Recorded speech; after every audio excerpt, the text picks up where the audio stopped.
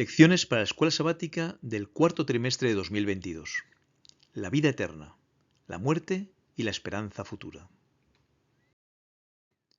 Lección 13 para el 24 de diciembre de 2022. El proceso del juicio. Porque es necesario que todos nosotros comparezcamos ante el tribunal de Cristo, para que cada uno reciba según lo que haya hecho mientras estaba en el cuerpo, sea bueno o sea malo. Segunda de Corintios 5:10. La Biblia es muy clara con respecto a la existencia de un juicio, ya que es necesario que todos nosotros comparezcamos ante el tribunal de Cristo. Un juicio implica salvación o condenación, y todos nosotros merecemos la condenación, por cuanto todos pecaron y están destituidos de la gloria de Dios. Pero hay buenas noticias. Dios desea nuestra salvación y no nuestra condenación. Diles: vivo yo, dice Dios el Señor, que no quiero la muerte del impío, sino que se vuelva el impío de su camino y que viva. Volveos, volveos de vuestros malos caminos. ¿Por qué moriréis, oh casa de Israel? Entonces, ¿por qué juzgarnos? ¿Por qué no salvarnos a todos sin necesidad de un juicio?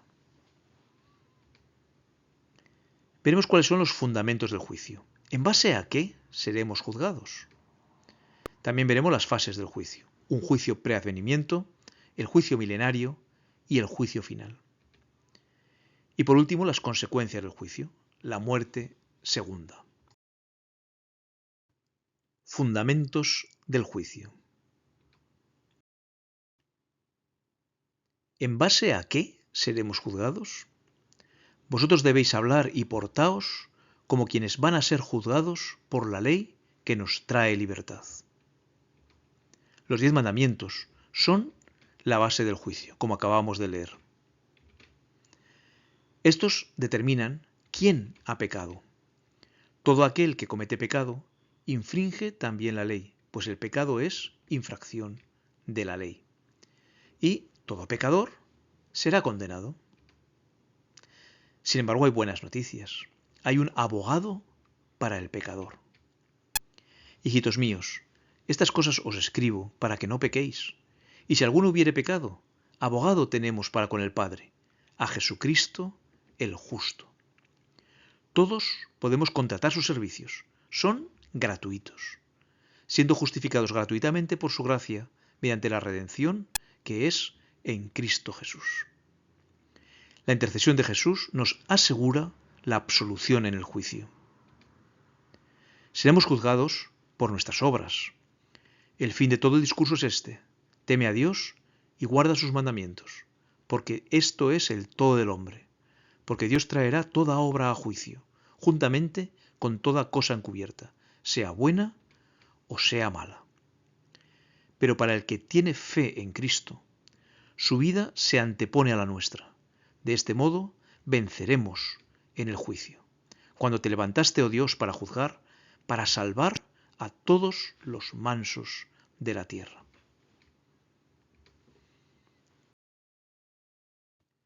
Veremos las fases del juicio. Primera fase, el juicio preadvenimiento. Tu ira ha venido, y el tiempo de juzgar a los muertos y de dar el galardón a tus siervos y de destruir a los que destruyen la tierra. Cuando Jesús venga, su recompensa viene con él y su paga delante de su rostro. Así nos dice Isaías: he aquí que Dios el Señor vendrá con poder y su brazo señoreará. He aquí que su recompensa viene con él y su paga delante de su rostro. Jesús mismo dijo: he aquí yo vengo pronto y mi galardón conmigo, para recompensar a cada uno según sea su obra. Nadie recibirá recompensa antes del advenimiento de Jesús, ya que todos los muertos esperan inconscientes en sus tumbas. Esto significa que antes de la segunda venida se ha tenido que juzgar la vida de cada uno. De otro modo, ¿en base a qué unos serán resucitados para la vida eterna y otros deberán esperar a la segunda resurrección, la de condenación? Y muchos de los que duermen en el polvo de la tierra serán despertados, unos para vida eterna y otros para vergüenza y confusión perpetua. E irán estos, dijo Jesús, al castigo eterno, y los justos a la vida eterna. Apocalipsis nos dice, esta es la primera resurrección. Los demás muertos no volvieron a vivir hasta que se cumplieron los 1000 años. Dichosos y santos los que tienen parte en la primera resurrección. La segunda muerte no tiene poder sobre ellos, sino que serán sacerdotes de Dios y de Cristo, y reinarán con él 1000 años. A este juicio solo asisten los ángeles y los mundos no caídos, ya que se celebra en el cielo, mientras la vida en la tierra sigue desarrollándose. Estuve mirando, dice Daniel, hasta que pusieron tronos y se sentó un anciano de días, cuyo vestido era blanco como la nieve, y el pelo de su cabeza como lana limpia. Su trono llama de fuego, y las ruedas del mismo fuego ardiente. Un río de fuego procedía y salía delante de él. Millares de millares le servían, y millones de millones asistían delante de él. El juez se sentó, y los libros fueron abiertos. Yo entonces miraba a causa del sonido de las grandes palabras que hablaba el cuerno. Miraba hasta que mataron a la bestia y a su cuerpo fue destrozado y entregado para ser quemado en el fuego. Habían también quitado a las otras bestias su dominio, pero les había sido prolongada la vida hasta cierto tiempo. La segunda fase es el juicio milenario. Y vi tronos, y se sentaron sobre ellos los que recibieron facultad de juzgar.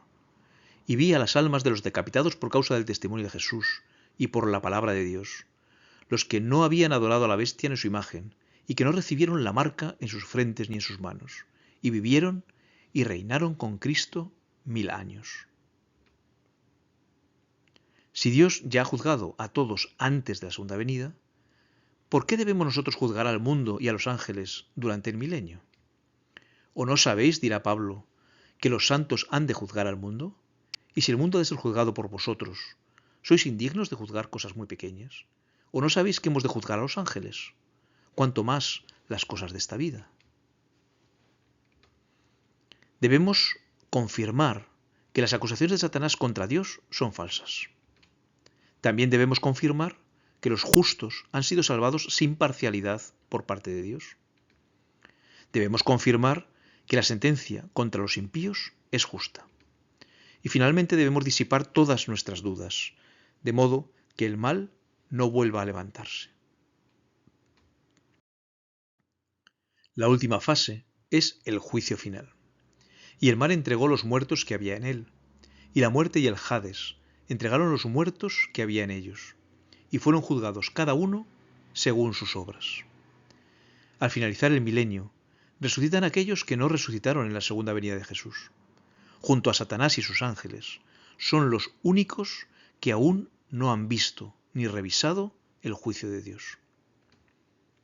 Ahora son juzgados por lo que hicieron en vida y condenados a una segunda muerte en el lago de fuego. Y vi un gran trono blanco, y el que estaba sentado en él, de delante del cual huyeron la tierra y el cielo, y ningún lugar se encontró para ellos. Y vi a los muertos, grandes y pequeños, de pie ante Dios. Y los libros fueron abiertos, y otro libro fue abierto, el cual es el libro de la vida. Y fueron juzgados los muertos por las cosas que estaban escritas en los libros, según sus obras. Y el mar entregó los muertos que había en él, y la muerte y el Hades entregaron los muertos que había en ellos, y fueron juzgados cada uno según sus obras. Y la muerte y el Hades fueron lanzados al lago de fuego. Esta es la muerte segunda. Y el que no se halló inscrito en el libro de la vida fue lanzado al lago de fuego. Mientras que la justicia exige que el impío pague por su pecado, el amor impide que el pecador sufra eternamente. Al igual que en otros castigos divinos, la muerte acaba con el sufrimiento del pecador. Veamos algunos de estos ejemplos. Y murió toda carne que se mueve sobre la tierra, así de aves como de ganado y de bestias, y todo reptil que se arrastra sobre la tierra y todo hombre, todo el que tenía aliento de espíritu embebida en sus narices. Todo lo que había en la tierra murió. Así fue destruido todo ser que vivía sobre la faz de la tierra, desde el hombre hasta la bestia, los reptiles y las aves del cielo. Y fueron raídos de la tierra, y quedó solamente Noé y los que con él estaban en el arca. Entonces el Señor hizo llover sobre Sodoma y Gomorra azufre y fuego de parte del Señor desde los cielos, y destruyó las ciudades y toda aquella llanura, con todos los moradores de aquellas ciudades, y el fruto de la tierra. Entonces la mujer de Lot miró atrás a espaldas de él, y se volvió estatua de sal. Y subió Abraham por la mañana al lugar donde había estado delante del Señor, y miró hacia Sodoma y Gomorra, y hacia toda la tierra de aquella llanura miró. Y aquí que el humo subía de la tierra, como el humo de un horno. Y aconteció que a la medianoche el Señor hirió a todo primogénito en la tierra de Egipto, desde el primogénito del faraón que se sentaba sobre su trono, hasta el primogénito del cautivo que estaba en la cárcel, y todo primogénito de los animales. Y se levantó aquella noche Faraón, él y todos sus siervos, y todos los egipcios, y hubo un gran clamor en Egipto, porque no había casa donde no hubiese un muerto. Cuando llegaron a la era de Nacón, Uza extendió su mano al arca de Dios y la sostuvo, porque los bueyes tropezaban. Y el furor del Señor se encendió contra Uza y lo hirió allí Dios por aquella temeridad, y cayó allí muerto junto al arca de Dios. Y aconteció que aquella misma noche salió el ángel del Señor y mató en el campamento de los asirios a 185.000. Y cuando se levantaron por la mañana, he aquí que todo era cuerpo de muertos. Pero cierto hombre llamado Ananías, con Safira su mujer, vendió una heredad y sustrajo del precio, sabiéndolo también su mujer, y trayendo solo una parte, la puso a los pies de los apóstoles. Y dijo Pedro: Ananías, ¿por qué llenó Satanás tu corazón para que mintieses al Espíritu Santo y sustrajeses del precio de la heredad? Reteniéndola, ¿no se te quedaba para ti? Y vendida, ¿no estaba en tu poder? ¿Por qué pusiste esto en tu corazón? No has mentido a los hombres, sino a Dios. Al oír Ananías estas palabras, cayó y expiró. Y hubo un gran temor sobre todos los que lo oyeron. Y levantándose los jóvenes, lo envolvieron y sacándolo lo sepultaron. Pasado un lapso como de 3 horas, sucedió que entró su mujer, no sabiendo lo que había acontecido. Entonces Pedro le dijo: Dime, ¿vendisteis en tanto la heredad? Y ella dijo: Sí, en tanto. Y Pedro le dijo: ¿por qué convinisteis en tentar al Espíritu del Señor? He aquí a la puerta de los pies de los que han sepultado a tu marido, y te sacarán a ti. Al instante ella cayó a los pies de él y expiró. Y cuando entraron los jóvenes, la hallaron muerta, y la sacaron y la sepultaron junto a su marido.